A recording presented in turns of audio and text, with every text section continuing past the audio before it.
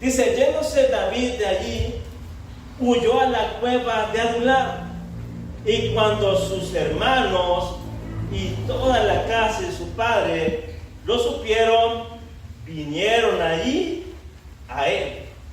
Y se juntaron con él todos los afligidos y todos los que estaban endeudados y todos los que se hallaban en amargura de espíritu, y fue hecho jefe de ellos, y tuvo consigo como 400.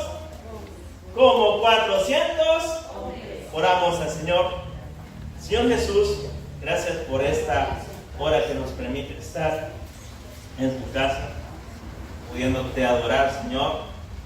Señor Jesús, tú sabes a qué gobernantes vas a poner. Lo único que nosotros tenemos que hacer es ir a votar con sabiduría, Señor. Ayuda a que el siguiente periodo El Salvador pueda sobresalir en todas las áreas, Señor. Pero sobre todas las cosas, sabemos que somos de un reino celestial, que ese reino ha venido a cada uno de nosotros. Por eso te adoramos, porque tu reino es universal, Señor. Por eso nos congregamos, porque adoramos a un Dios vivo. Que en esta mañana no sean mis palabras, sino que sea tu Santo Espíritu hablándonos al corazón. Todo lo pedimos en Cristo Jesús, nuestro Salvador. Amén y amén. ¿Pueden tomar asiento, hermanos? Antes del libro de 1 Samuel, que es un libro sumamente maravilloso, vemos el libro de Jueces. El libro de Jueces solamente se puede resumir en una palabra que se llama apocarrelib. Apocarrelib es que el pueblo estaba bajo un círculo vicioso, que continuamente ellos apostataban en contra de Dios. Ellos se alejaban de los principios de Dios y apostataban y le daban la espalda al Señor.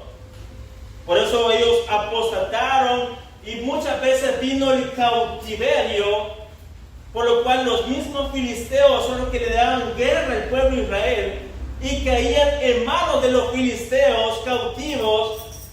Y el pueblo, al ver que ellos estaban cautivos nuevamente, ellos comenzaban a arrepentirse y comenzaban a ver otra vez a Dios, se arrepentían de sus pecados y volvían a Dios, y venía Dios, levantaba un juez que es un libertador, y al levantar a este libertador liberaba al pueblo de Israel. Y eso era un círculo vicioso. Parece que fuera nuestra vida, que muchas veces cuando Dios nos tiene bien, nos alejamos del Señor. Y no es el propósito de Dios que nos bendiga para que nos alejamos de Él. Muchas veces el pueblo de Israel cometió ese error, que Dios lo bendecía, Dios lo levantaba y ellos volvían otra vez atrás. Entonces, entrando al libro de 1 Samuel, vemos la decadencia del pueblo de Israel. Un pueblo que ya no quería poner su mirada en el Señor, sino quería un rey como las demás naciones. Entonces ellos se apartaron continuamente. Y vemos la historia en 1 Samuel capítulo 1, que comienza la historia con Ana, una mujer piadosa que venía al templo del Señor, una mujer que venía a orar a la casa del Señor, y estaba casada con Elcana. Elcana era un esposo de ella, era sumamente piadoso, pero él tenía dos mujeres. La otra se llamaba Penina, y Penina le dio muchos hijos a Elcana, y Ana venía a la casa del Señor a clamar, porque ella solo quería una petición. Ella quería un hijo, pero Dios no se lo había podido conceder, porque quien da la vida es el mismo Señor. Entonces ella no podía poder tener hijos, porque no era un propósito de ella, sino que era un propósito del Señor. Y vemos en la Biblia, en toda la revelación del Señor, que solamente en dos ocasiones Dios dice: no hay nada imposible para mí. ¿En qué momento se da este versículo o que el Señor da esta revelación a personas que estaban totalmente estériles? Vemos al primer personaje, a Sara, ya avanzada en edad. Ella se ríe porque ya estaba viejita, pues ya no podía tener hijos. Y cuando el Señor escucha que Sara se está riendo, le dice: Señor, ¿hay algo imposible para mí? Yo le hago esta pregunta y el Señor se la hace a usted. ¿Hay algo imposible para mí? No hay nada imposible para mí. Entonces Ana también era estéril, y también vemos en el Nuevo Testamento una mujer que se llamaba Elizabeth, que también era estéril, ya avanzada en edad. Y viene el Señor, hace la misma pregunta: ¿hay algo imposible para mí?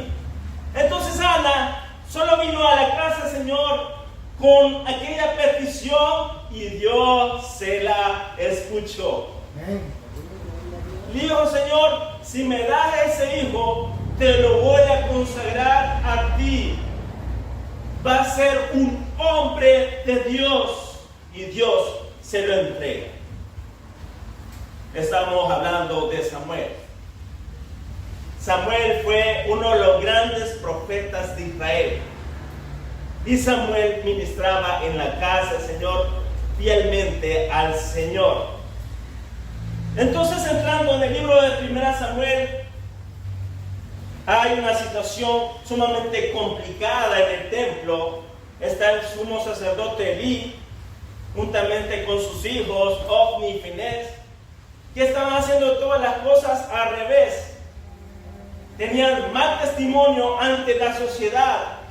Agarraban lo mejor de las ofrendas. Agarraban lo mejor de las ofrendas. Y vino el Señor, vino con un juicio sobre esa casa. Porque no les estorbó en su pecado. Les toleró su pecado a sus hijos. Él era el sumo sacerdote de Israel. ¿Y por qué tuvo que levantar a Samuel? Fácil. 1 Samuel 3:1. Quiero que lo busquemos, hermanos. El joven Samuel ministraba a Jehová en presencia de Elí. Entonces el propósito por el cual levanta Dios a Samuel es por este gran propósito. Y la palabra de Jehová escaseaba en aquellos días. No había palabra de Dios. No había visión. No sabemos para dónde vamos. Y cuando hablamos escaseaba, la palabra escasear es que no había palabra de Dios. ¿Y saben por qué? Porque el pueblo del Señor era con un corazón duro. No buscaban al Señor.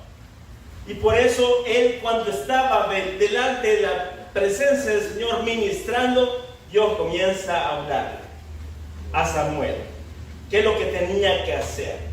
Y en 3 ocasiones le habla Dios a Samuel. Cuando vemos 3 ocasiones, es que el Padre, el Hijo y el Espíritu Santo se están poniendo en sintonía para lo que iban a hacer con Israel. Entonces no había visión, porque no hay visión si no hay palabra de Dios. Si usted no lee la palabra de Dios, no tiene visión para dónde va. Yo sí sé a dónde voy. Voy hacia mi morada celestial en un futuro. Entonces no había palabra de Dios. Entonces más adelante vemos que hay una guerra con los filisteos y el pueblo comienza a pedir un rey. Y hay un grave error, porque ya no querían ser gobernados por Dios, sino querían ser gobernados por un rey, como las demás naciones. No querían que fueran gobernados por la misma palabra de Dios, por la ley que había inquirido por el profeta Moisés Ya no nos interesa nada de Dios. Queremos un rey como las demás naciones. Y eligieron al rey Saúl. ¿Y por qué eligieron al rey Saúl? Por apariencia. Era alto, todo el mundo le llegaba a sus hombros y ese que era de hermoso semblante. Y ese es el pecado de Adán y Eva, que nosotros escogemos las cosas por apariencias. El Señor no escoge las cosas por apariencia, no escoge a las personas por apariencia. Dios no mira el exterior, Dios mira el interior. Dios no está mirando por qué propósito estás acá en la casa de Él. Dios está viendo con qué propósito interno vienes a adorar. Entonces eligieron mal, porque muchas veces lo que nosotros vemos no es bueno muchas veces. Adán y Eva pecaron por lo que ellos vieron y lo tomaron y entró el pecado en el mundo. Entonces la apariencia hizo que ellos tuvieron un mal rey que no quería ir a la batalla. Entonces David, el pastor, es ungido por parte de Dios. Entonces comienza a buscar a Samuel, quien iba a destituir a Saúl. Pero ¿por qué fue destituido Saúl? Quiero que busque conmigo 1 Samuel 15, 18. Aquí es donde ellos ya habían ido a la guerra contra los amalecitas. Y en esta guerra ganaron el pueblo de Israel. Ganaron la batalla, pero Saúl, queriendo desobedecer al Señor, viene el Señor, lo destituye totalmente. Y por algo tan sencillo, y es lo que Dios quiere de cada uno de nosotros. Dios le interesa más que le obedezcamos a Él, que te traigamos las mejores ofrendas, a que hagamos un mejor servicio. A Dios no le interesa eso. Si quiere, llévese sus ofrendas, llévese todo lo que trae el Señor. A Dios no le interesa eso. A Dios lo que le interesa es que nosotros le obedezcamos. Dice 1 Samuel 15, 18, y Jehová te envió en misión y dijo: ve, destruye a los pecadores de Amalek y hazle guerra hasta que los acabes. Versículo 19. ¿Por qué pues no has oído la voz de Jehová? Y ese es el problema del pueblo del Señor, que queremos hacer las cosas sin el consentimiento de Dios. Usted no puede hacer las cosas si Dios no le habla. Si Dios le habla, que continuamente, dice en Hebreos capítulo 1, versículo 1, que Dios, habiendo hablado por medio de los profetas, Dios nos ha hablado en estos días por medio de su Hijo Jesucristo. Dios sigue hablando. Entonces Él hizo las cosas al revés, no las hizo conforme a la palabra de Dios. Entonces no has oído la voz de Jehová, sino que vuelto el botín, has hecho lo malo ante los ojos de Jehová. Saúl pensó por un momento que a las personas sí se las puede enganchar. Aquí me los puedo enganchar a ustedes, hermano, pero a Dios no. A Dios no lo podemos enganchar si decimos una mentira, pecado oculto, o lo que usted desea hacer en lo oculto. A Dios no se lo puede enganchar. A nosotros sí nos puede enganchar. Pero dice: hiciste lo malo ante los ojos de Jehová. Estamos hablando que Dios quiere integridad de cada uno de nosotros. Dice: y Saúl respondió a Samuel: ¿antes bien obedeció la voz de Jehová? Sí, fuiste a la guerra, mataste a los amalecitas, pero te faltó algo más, Saúl. No obedeciste al Señor, lo que Él te dijo, que destruyeras todo lo de los amalecitas. Y al fondo se estaban escuchando las cabras. ¿Y esas cabras qué son? ¿Y esos bramidos de vaca qué son? ¿Qué que destruyeras todo. Sí, destruiste a los amalecitas, al rey mismo, traíste la cabeza del rey, pero no mataste a todo lo que tenías que te haber matado. Y por eso Dios ha escogido un nuevo rey y te ha desechado. Dios no quiere nada contigo. Y Saúl respondió a Samuel: antes bien obedeció la voz de Jehová y fue a la misión de Jehová que me envió, y he traído a Agag, rey de Amalec, y he destruido a los amalecitas, más el pueblo del botín de ovejas y vacas, las primicias del anatema. Cuando hablamos de anatema, el maldito por Dios, para ofrecer sacrificio a tu Dios en Gilgal. Y Samuel dijo: ¿se complace Jehová tanto en los holocaustos y víctimas, como en que se obedezca a las palabras de Jehová? ¿Dios se compadece en esos holocaustos? No se compadece, ni le interesan a Dios.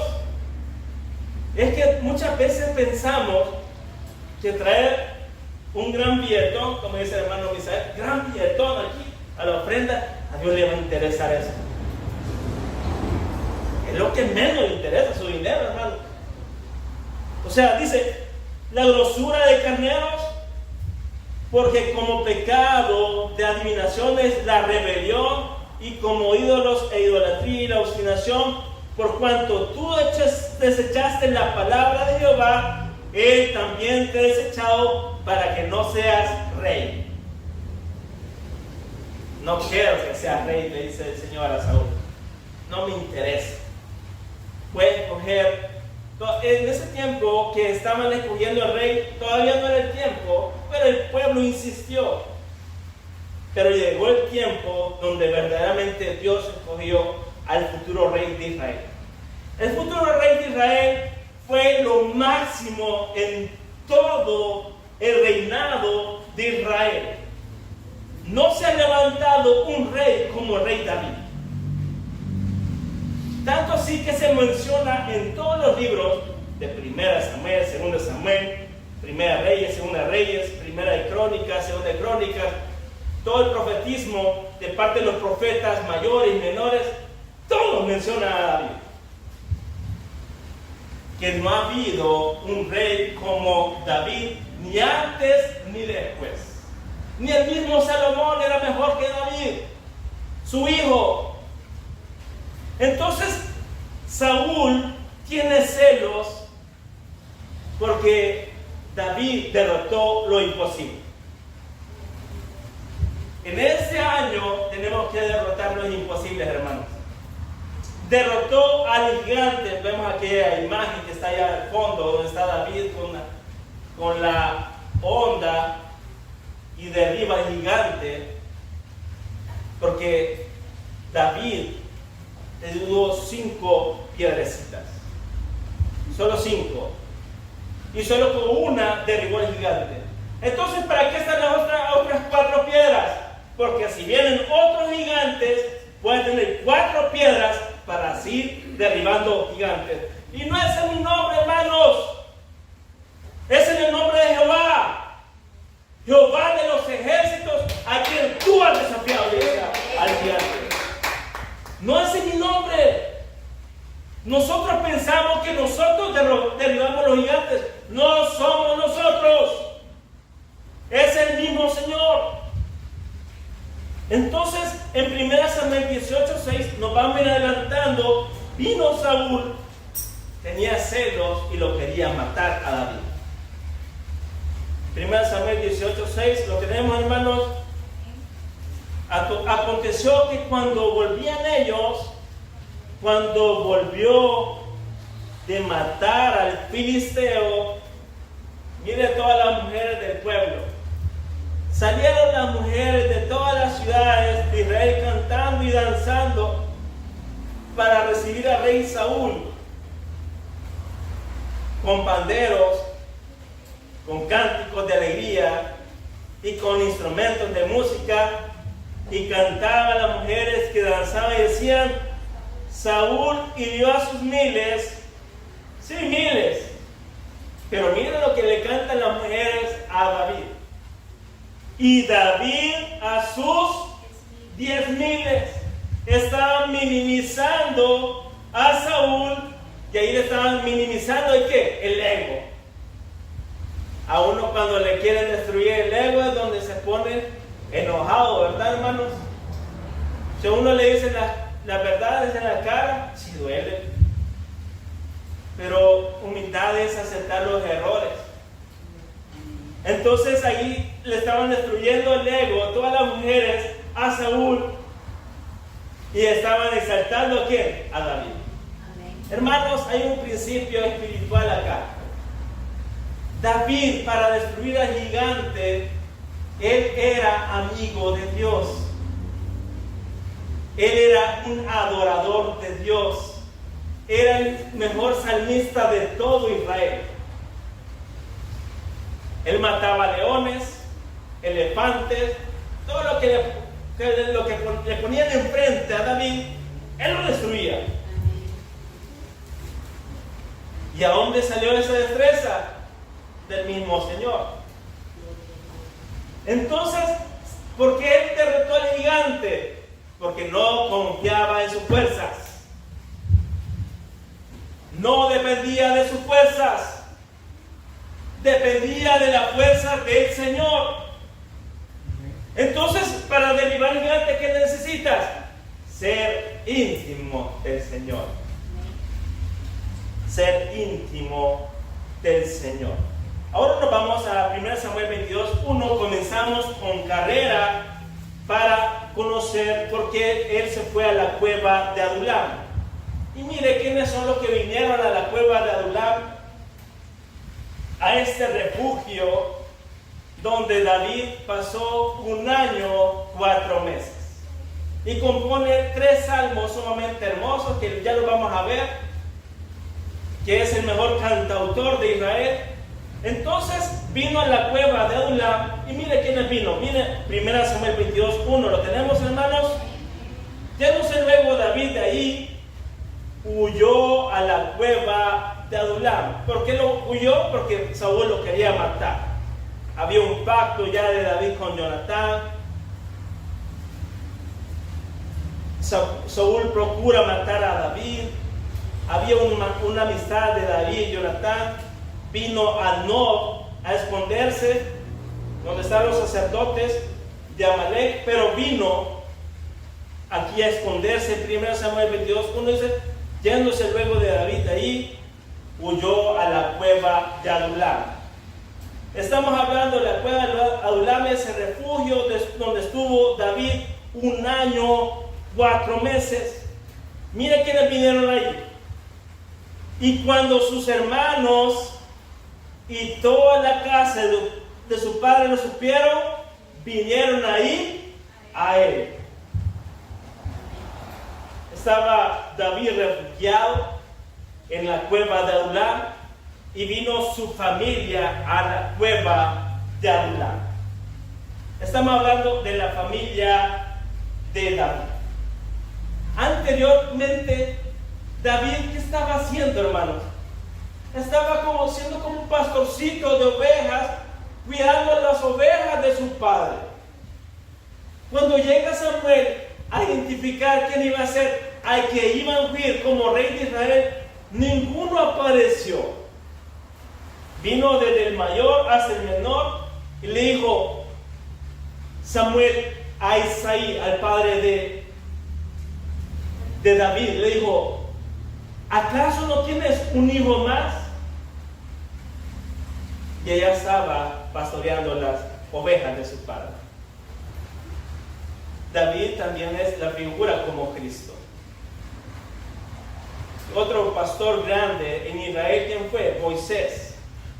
Entonces ahí estaba David, relegado totalmente, marginado de sus hermanos que eran guerreros. Allá estaba. Ahora me hago la pregunta: ¿por qué viene su familia? Está en una condición que lo quieren matar a David. David no podía huir al palacio del rey. David no podía huir a donde el profeta Samuel, porque lo quería matar. David no podía huir. ¿Dónde estaba Jonatán?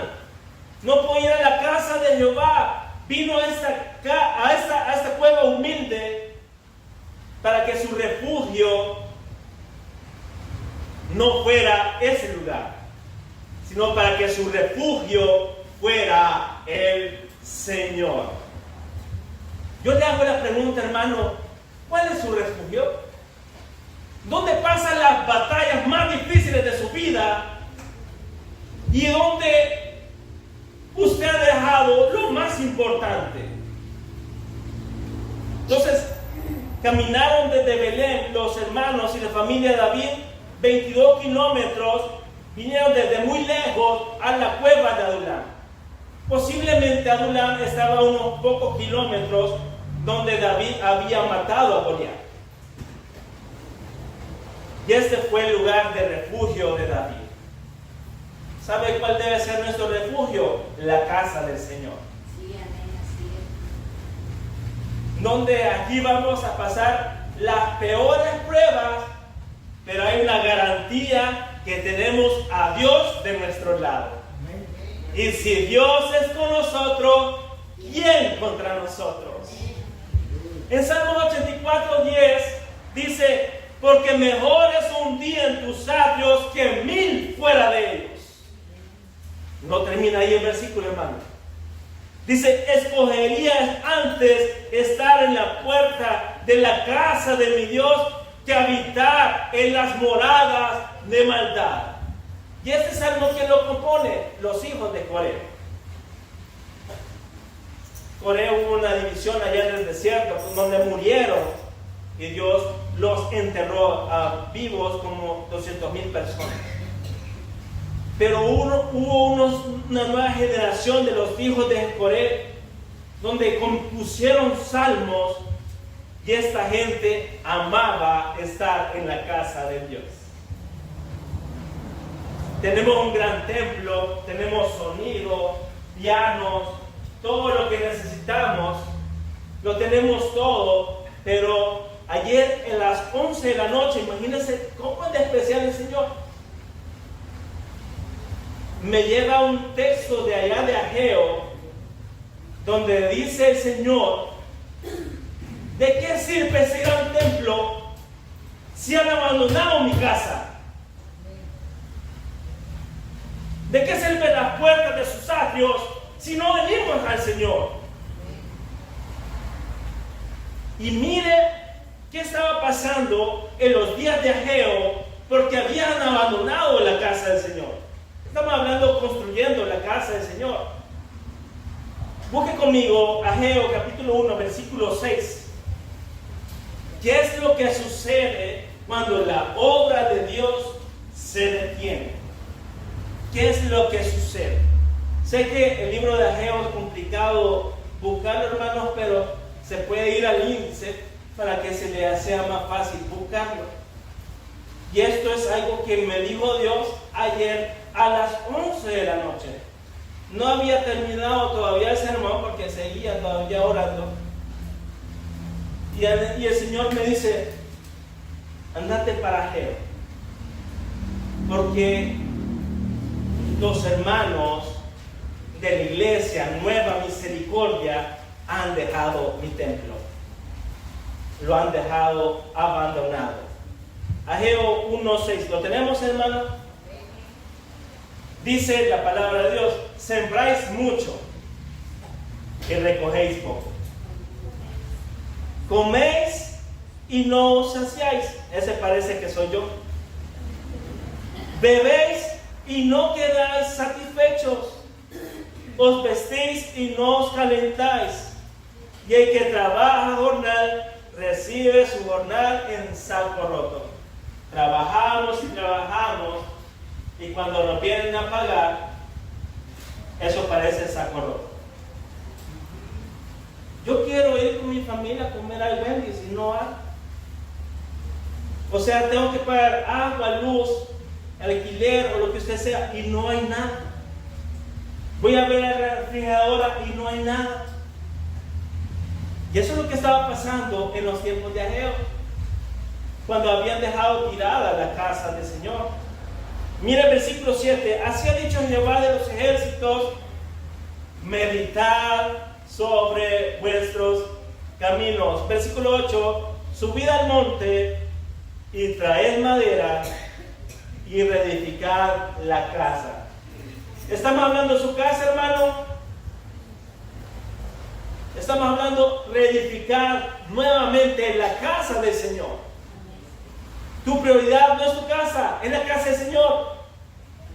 Dice reedificar la casa y pondré en ella mi voluntad y seré glorificado, ha dicho de Jehová. Versículo 9. Buscáis mucho y halláis poco, y encerráis en casa y yo lo disiparé en un soplo, porque dice Jehová de los ejércitos: por cuanto mi casa está desierta y cada uno de vosotros corre hacia su propia. Hermanos, si a veces no nos ve aquí que estamos en la iglesia, es porque estamos trabajando. Pero si yo tengo el tiempo para poder venir a la casa del Señor, lo tengo que hacer, porque aquí vengo a alimentar mi alma. A veces los martes se nos complica venir, pero jueves y domingo procuramos diligentemente venir. Hay mucho trabajo, hay muchas cosas que hacer, pero lo que sea posible, si yo tengo el tiempo necesario para venir a la casa del Señor, lo tengo que hacer, hermanos. ¿Por qué? Porque aquí el Señor me está diciendo que no voy a prosperar, porque mi casa está desierta. O sea, lo que haces es un saco roto si no lo haces con Dios. Si lo haces con Dios, vas a salir adelante. Versículo 10. Por eso se detuvo de los cielos sobre vosotros la lluvia, y la tierra detuvo sus frutos. Sabemos que en los tiempos de Israel eran bastante agrícolas ellos. Y si eran bastante agrícolas, ¿de qué dependían, hermano? De la lluvia. Si no llovía, no habían frutos. Y el Señor, en lugar de mandarle lluvia, el Señor no les mandó lluvia, y aquellas tierras eran totalmente desiertas. El Señor te quiere decir: no quieres nada conmigo, no hay bendición. ¿Querés todo conmigo? Prepárate, que lo que me has pedido no es nada con lo que te voy a dar. No es nada. Dice el versículo 11: mire quién llamó la sequía. No es Ageo, sino que el Señor dice: y llamé la sequía sobre esta tierra y sobre los montes, sobre el trigo, sobre el vino, sobre el aceite, sobre toda la tierra que produce, sobre los hombres, sobre las bestias y sobre todo trabajo de manos. No vas a prosperar porque tu prioridad no es Dios. Cuando nuestra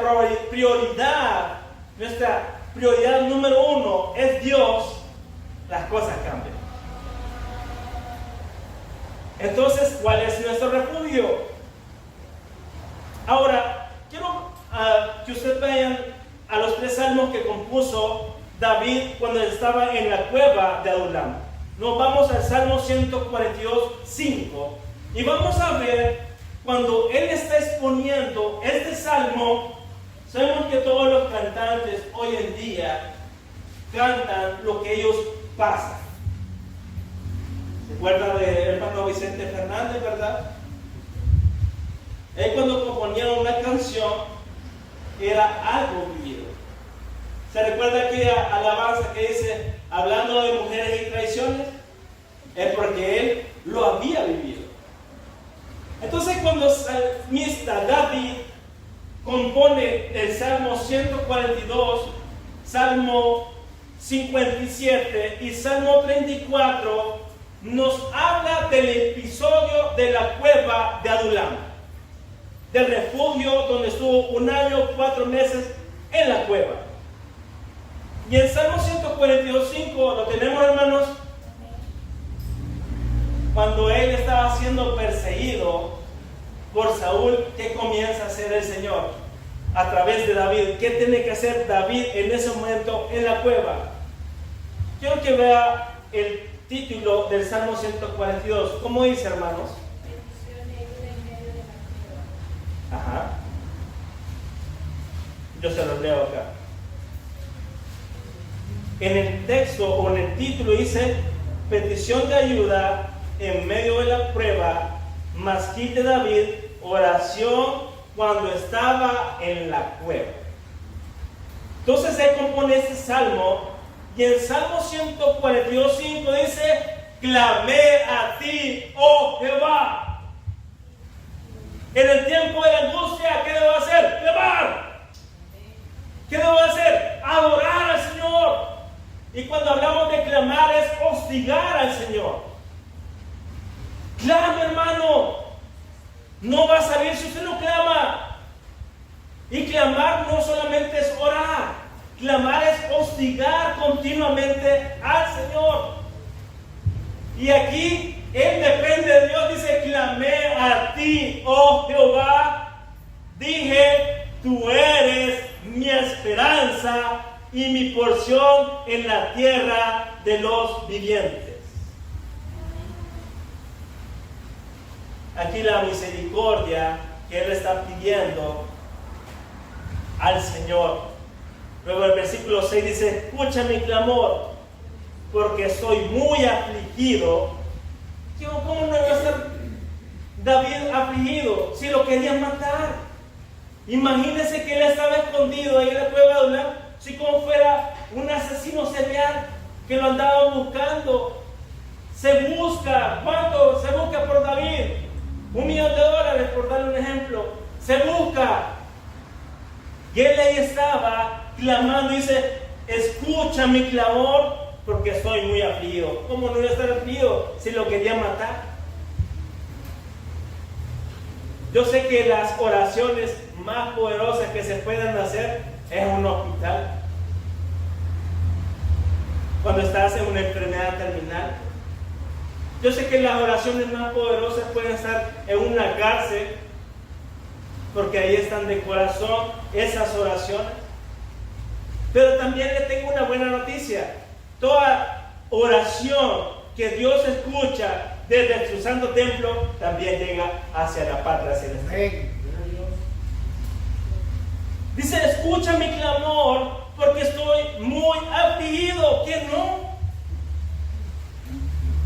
Líbrame de los que me persiguen, porque son más fuertes que yo. Saca mi alma de la cárcel para que alabe tu nombre. Me rodearán los justos, porque tú serás propicio.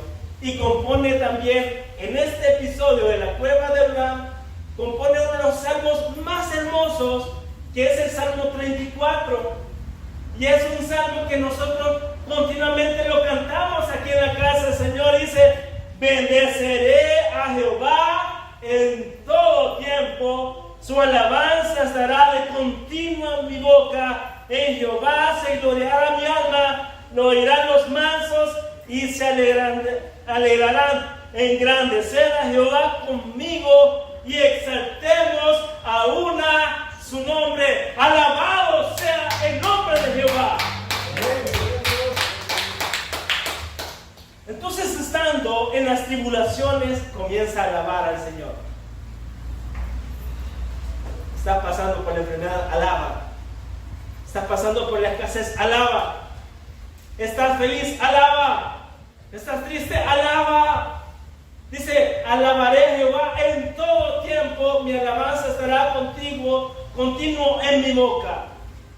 Y eso es lo que él compuso estando en momentos difíciles. Entonces vinieron ahí toda su familia, y cuando David fue a la guerra antes de ir a Goliat, en 1 Samuel 17:28, no lo busquen, hermano, porque ya casi estamos aterrizando. 1 Samuel 17:28 dice: y oyéndole hablar Eliab, su hermano mayor, con aquellos hombres, se encendió en ira contra David y dijo: ¿para qué te encendió acá? ¿Y quién has dejado aquellas pocas ovejas en el desierto? Yo conozco tu soberbia, le está diciendo mayor a David. Yo conozco tu soberbia y malicia en tu corazón, que para ver la batalla has venido. David no fue a ver la batalla, él fue a ganar la batalla. No confiaban los hermanos de David, ni el mismo padre. Nadie confiaba en él, ni el mismo Saúl.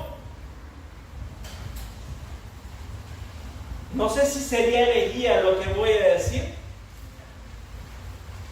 Mejor no, solo lo pienso. Pero David confiaba en Dios. La gente no va a confiar en un ser humano, pero se tiene que confiar en el Señor. Muchas veces citamos: no mires cuán grandes son tus problemas, dile a los problemas cuán grande es tu Dios. Amén. Ahora vamos a 1 Samuel 22:2 y miren los que vinieron a David a la cueva de Adulam. Miren quienes vinieron al refugio donde estaba David.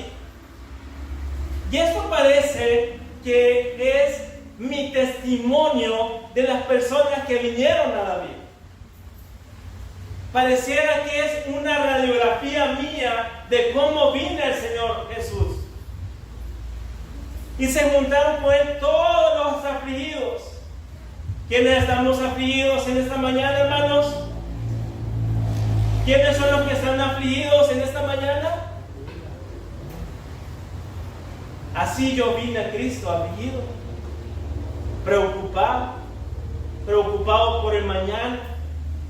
¿Qué va a ser de mí? Afligido, y no solamente afligido, mire quiénes más vinieron. Dice: y todos los que estaban endeudados. Y eso me recuerda cuando yo llegué a la iglesia. Cuando yo llegué a la iglesia solamente llegué con una cora, hermanos. Y a veces no tenía la cora. Yo me iba a pie desde mi casa a la iglesia. Y no estaba cerca. Mínimo eran 5 kilómetros. Ese era el gran esfuerzo que tenía que hacer. No tenía dinero. No le estoy hablando el evangelio de la prosperidad, que usted va a venir a la casa del Señor y Dios le va a mandar con un carro nuevo. No le estoy hablando de eso, sino que lo que Dios puede hacer por usted. Entonces vine endeudado, pero Cristo se hizo pobre para darnos sus riquezas espirituales, no carnales, no espirituales. Usted no puede tener nada en el bolsillo, pero lo que se va a llevar aquí, que es Cristo en su corazón, es más valioso que todo lo que pueda haber allá afuera.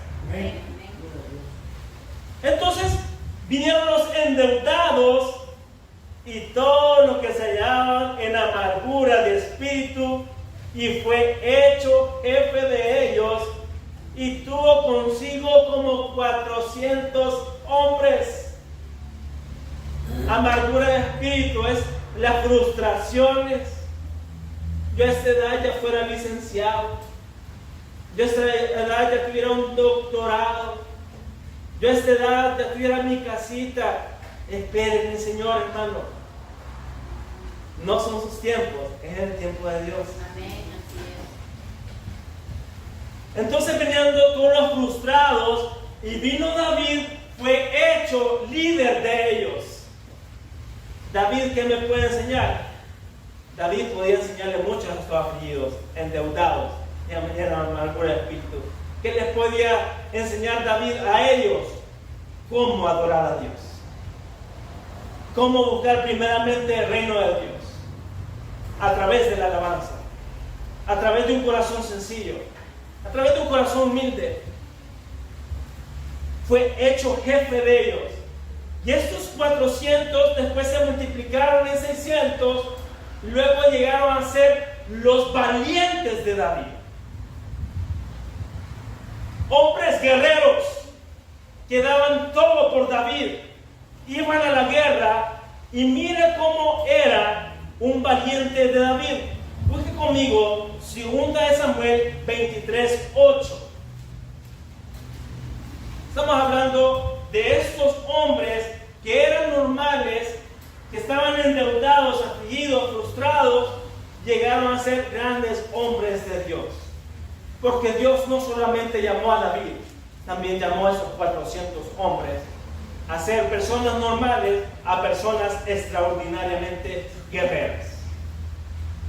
Y aquí es donde vemos lo que Dios puede hacer con aquellas personas que vienen de esa manera a la casa del Señor. 2 de Samuel 23:8, ¿lo tenemos, hermanos? Estos son los nombres de los valientes que tuvo David.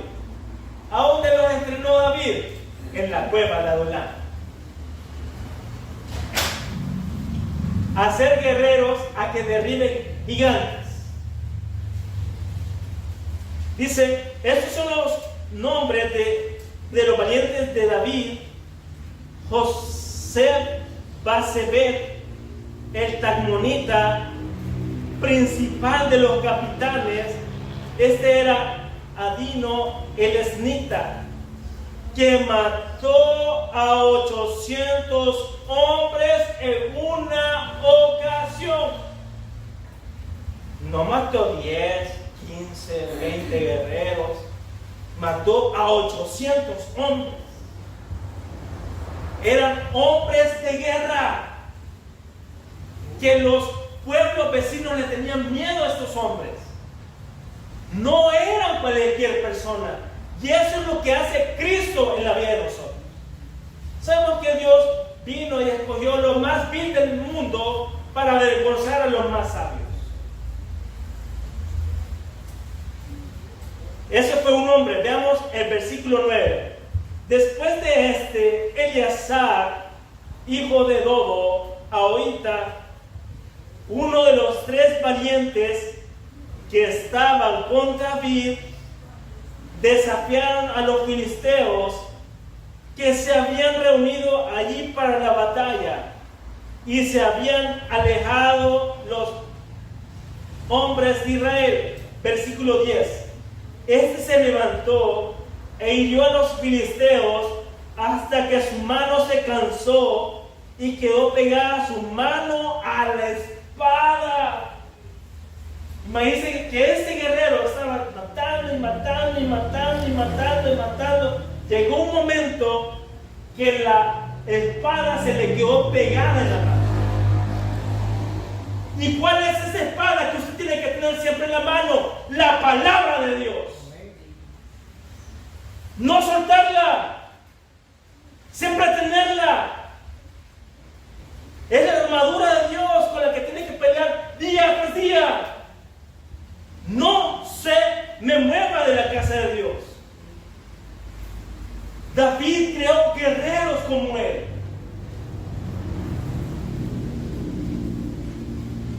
Me encanta este versículo, porque aquellos que estaban afligidos, endeudados y en amargura de espíritu llegaron a ser grandes guerreros.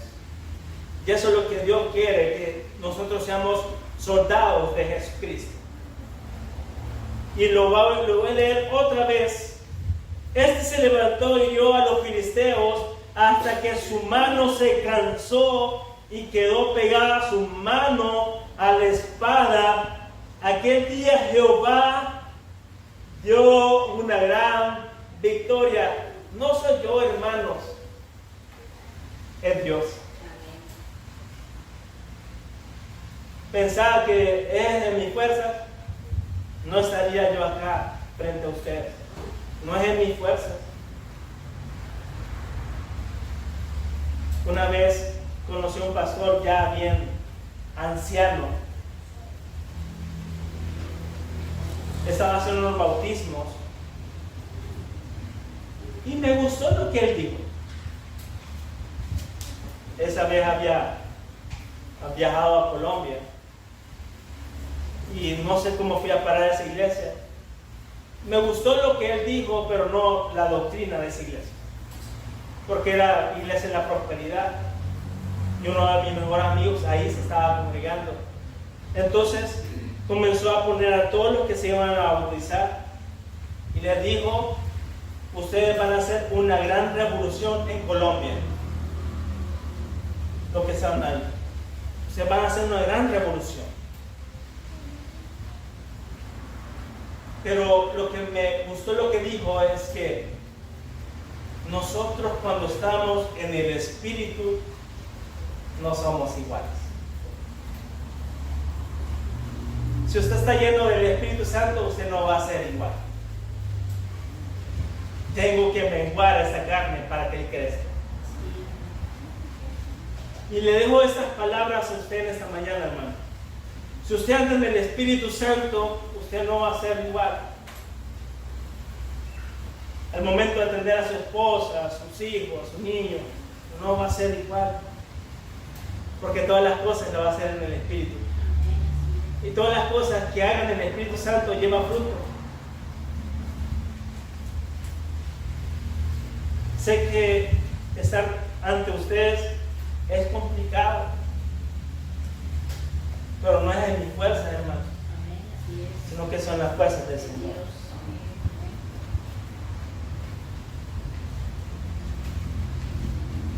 Entonces David fue jefe de ellos. David se convirtió en héroe formidable, fuerza de hombres reunidos por circunstancias adversas. Este ejército personal tonto llegó a ser una fuerza de 600 guerreros. Y estos guerreros fueron para la gloria de Dios. Démosle un fuerte aplauso.